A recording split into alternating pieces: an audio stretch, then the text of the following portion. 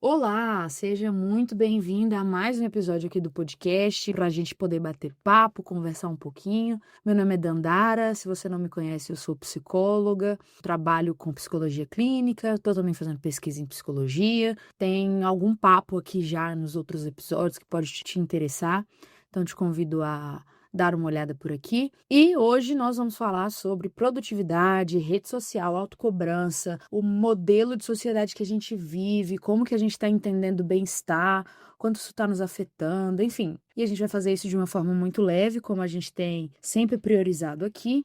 E eu queria agradecer você que está me acompanhando por aqui. Eu estou recebendo retornos muito legais. Eu estou gostando também de fazer. Está sendo um momento bem especial da minha semana. Se você ainda não ouviu os outros, eu te convido para ouvir.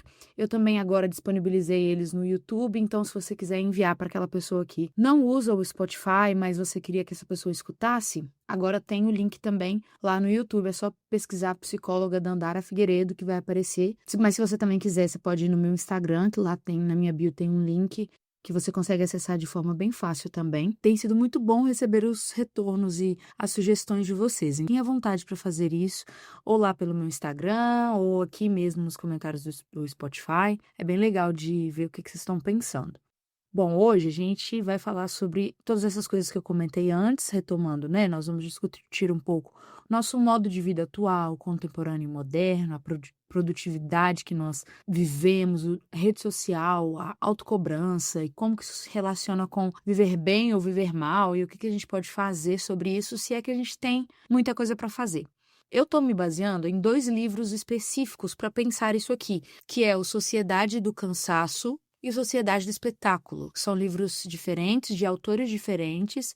O Sociedade do Espetáculo é um pouco mais denso, pegada muito mais teórica, mas o Sociedade do Cansaço, o livro, ele é de um filósofo chamado Byung-Chul Han, e é uma delícia de ler, e eu recomendo muito, assim. Então, se você tiver interesse nesse assunto e achar que te deixar com uma pulguinha atrás da orelha, te convido a comprar e ler esse livro. Mas eu não vou me ocupar ou me preocupar em ficar destrinchando o livro ou usando termos muito técnicos, muito difíceis e coisas assim. Mas convido você, incentivo você a ler o livro, principalmente o Sociedade do Cansaço, que é um livro bem interessante e de fácil leitura. Se você tá no Instagram, no TikTok, como eu imagino que você esteja, já que você está consumindo um conteúdo aqui que também é um conteúdo digital, você vai se identificar muito com algumas coisas que eu vou dizer aqui hoje, principalmente. Porque a gente está o tempo inteiro ali na rede social imerso num estilo de vida muito vendável. A gente meio que virou o produto. Tem uma frase que eu gosto muito que é: se você não precisa pagar por um produto, talvez você seja o produto. E a rede social é um pouco disso. A gente acabou virando o produto das empresas e viramos o produto principalmente de outras pessoas. Pessoas que querem nos impactar de alguma forma na rede social. E a gente vai entrando nessa lógica também para nossas contas pessoais da rede social, por exemplo. Com certeza você foi, talvez no último ano, você deve ter sentido vontade de começar a correr. Porque tá todo mundo na rede social correndo, e aí para correr eu preciso comprar aquele tênis, e aí eu tenho que correr 18, 21 quilômetros, eu tenho que fazer uma maratona, e aí eu também tenho, para fazer isso, eu tenho que comprar aquele sérum facial específico para manter a minha pele hidratada. E para isso eu também preciso acordar às 5 horas da manhã, e aí eu tenho que entrar na banheira de gelo, enfim. A gente está imerso numa quantidade de coisas que é sutil, mas é quase uma obrigação. Elas não estão ali dizendo para você assim o tempo todo que você tem que fazer, mas existe uma lógica por trás que acaba fazendo com que a gente absorva essas informações como algo que a gente deveria fazer, já que está todo mundo fazendo. Isso acontece porque nós vivemos hoje no que é chamado de sociedade do desempenho. Nós viramos o sujeito de desempenho. Esse sujeito do desempenho, ele está muito preso a essa lógica de produção pessoal. A cobrança ou o controle deixa de ser de um fator externo. Ele não é mais só da empresa para qual eu trabalho, ele não é só do meu chefe me cobrando de fazer alguma coisa, ou da minha mãe, meu pai me cobrando de estudar e coisas desse tipo. Porque agora a disciplina e o controle e a cobrança, ela vem de mim. E ela vem de mim porque agora não existe o não pode, entre aspas. Porque hoje o que a gente pensa de alguma forma é que eu posso. Então, eu posso produzir mais, eu posso acordar às 5 da manhã, eu posso abrir mais uma empresa, eu posso aprender uma outra língua, eu posso correr os meus 21 quilômetros, eu posso manter a minha pele hidratada, eu posso ter vida social e, de fato, você pode todas essas coisas.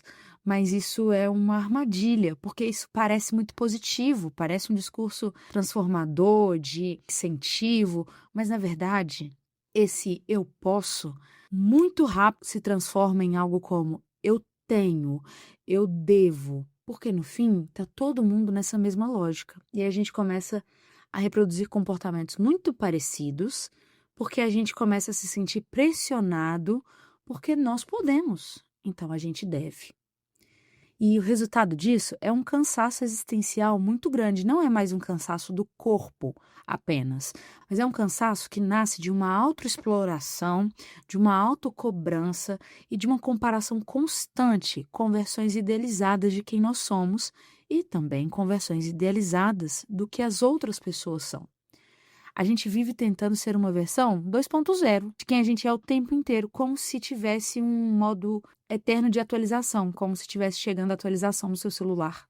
E quando a gente não consegue se atualizar dessa forma, viver essa versão 2.0, o que acontece com a gente é que a gente vai se sentindo frustrado, culpado, a gente vai se sentindo insuficiente. Existe um termo para isso que é violência neuronal. Acontece dentro da gente de um jeito silencioso, mas constante. É uma pressão interna muito grande que quem produz somos nós mesmos. Ela é um resultado do sistema em que a gente vive hoje, do jeito que a gente vive hoje, do padrão da sociedade contemporânea. Ela é um resultado da estrutura como nós vivemos hoje, o nosso dia a dia. Mas quem faz isso somos nós mesmos. É como se a gente estivesse se auto-oprimindo. Ao tentar buscar uma super capacidade, a gente acaba se auto-oprimindo. Para completar isso tudo, a gente também tem um outro fator da nossa sociedade, que é uma espetacularização da vida, é uma certa performance de quem nós somos. Não sei se você viu, mas recentemente aconteceu um debate aí na rede social, porque uma influenciadora, uma criadora de conteúdo, fez um vídeo se arrumando para terminar o seu relacionamento. E ela postou esse vídeo antes de ter a conversa com esse namorado. E aí muita gente achou que pegou mal. E depois o namorado dela veio e fez um outro vídeo, enfim. Qual que é o ponto aqui? Nós acabamos entrando numa lógica de espetacularizar os acontecimentos da nossa vida, de tornar os acontecimentos em uma imagem e de se relacionar com as pessoas e com as coisas através de um conjunto de imagens. Eu dei o exemplo dessa influenciadora, mas você também já fez isso e eu também já fiz isso. Tenho certeza que você já se pegou vivendo uma coisa super legal e aí no mês você pensou, nossa, eu preciso postar sobre isso. Talvez você estava num show e gravou o show inteiro e assistiu o show através das telas do seu celular. A sociedade do espetáculo, essa classificação, não é sobre a imagem em si, não é sobre você gravar um vídeo especificamente, mas isso é sobre como nós estamos nos relacionando com as coisas só através dessas imagens. Por exemplo, agora a gente tem os chá revelação. Então, eu vou fazendo um chá revelação e aí eu vou pensar estrategicamente em como que eu vou postar aquilo na internet, como que eu quero que as pessoas vejam aquilo. Então, eu vou colocar fumaça colorida e aí eu vou colocar fogos de artifício e aí vai ter uma cachoeira no fundo. Isso é espetacularização. Não necessariamente porque eu estou planejando uma coisa muito bonita, mas porque eu preciso que as outras pessoas entendam a mensagem que eu estou passando através dessa imagem, porque essa é a forma como eu me relaciono e me comunico com as pessoas. A gente faz isso o tempo inteiro, mesmo sem perceber. A gente agora precisa documentar.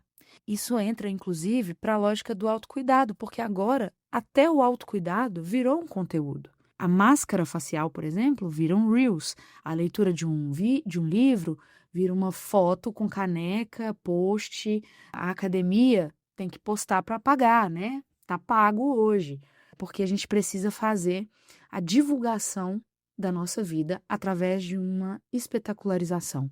E isso aumenta muito o nosso cansaço, porque faz com que a gente entre naquela lógica do eu posso, eu posso, eu posso, que na verdade é uma lógica do eu preciso. E à medida que eu vou consumindo a vida espetacularizada de uma outra pessoa, eu vou também entendendo que eu preciso performar do mesmo jeito. Então eu preciso dar conta das mesmas coisas, eu preciso ter as mesmas condições. E eu estou falando muito aqui de rede social, mas isso é uma situação social. Isso não está só na rede social. Isso está na nossa vida, isso está no nosso trabalho. Isso vai criando uma pressão de eu preciso estar sempre bem o suficiente, eu preciso ter uma estética específica. Inclusive, aqui a gente entra em como isso vai afetando a nossa saúde mental. Porque nós criamos uma ideia de que o bem-estar é o que a gente vê. O que a gente vê precisa ser bom, porque a gente tem senso estético. E para a gente se sentir bem, a gente precisa ter uma estética leve. Eu preciso estar bem, eu preciso estar calmo, eu preciso estar pleno, para não parecer que tem alguma coisa errada comigo. Isso cria um novo tipo de pressão, o de estar sempre bom o suficiente, como eu falei antes. Mas a verdade é que o bem-estar real, ele é cheio de zonas cinzentas e esquisitas, e ele é uma mescla dos nossos sentimentos. Às vezes o bem-estar é um silêncio, às vezes o bem-estar é chorar, é estar na sua casa com tédio porque você não tem nada para fazer no domingo à noite. Só que isso não dá like, onde as imagens precisam ser intermediação da nossa relação com o mundo. E o convite de hoje é a gente pensar em formas de diminuir essas sensações. Porque se isso é uma questão da nossa sociedade, da forma como a gente tem interpretado o mundo, eu acho que talvez seja complexo de sairmos dessa lógica, de deixar de fazer essas coisas. Porque para isso a gente talvez precisaria ter um outro modelo de. Então, é mais complexo do que parece, mas eu também acho, e sou muito otimista nesse ponto, que nós conseguimos sim diminuir os impactos dessas coisas e começar a ser mais crítica com a forma como eu interpreto a minha vida, como eu vivencio as minhas experiências, como eu me relaciono com as pessoas, como eu me relaciono com o mundo online, com as coisas que eu faço. E comigo mesma. A ideia é que a gente consiga ter algum senso crítico para fazer essas análises. Por exemplo, eu posso analisar a minha produtividade. Não só a minha produtividade profissional, mas a minha produtividade na rede social, nas minhas relações.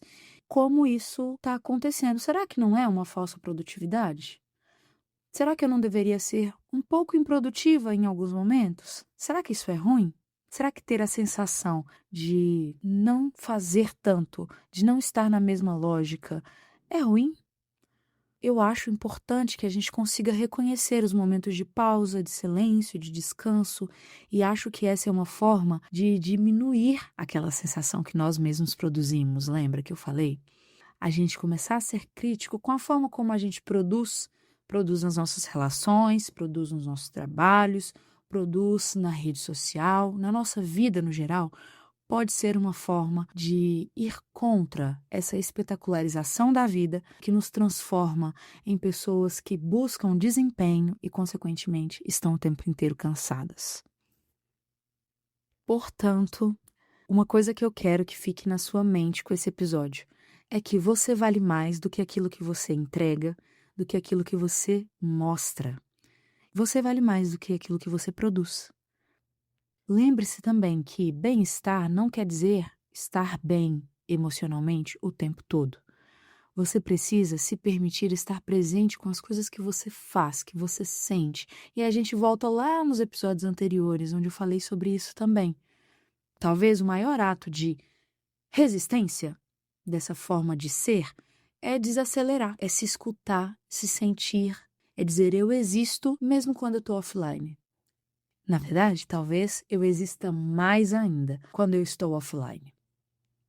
Se esse episódio mexeu com você de alguma forma, eu te peço para compartilhar a sua experiência aqui, comentando aqui pelo Spotify, mandando para mim no meu Instagram, que é @psi.dandarafigueiredo, e compartilhar com algum amigo, compartilhar na sua rede social, que também me ajuda muito. Eu espero que você tenha gostado e a gente se vê num próximo episódio. E lembre-se, você vale mais do que aquilo que você produz.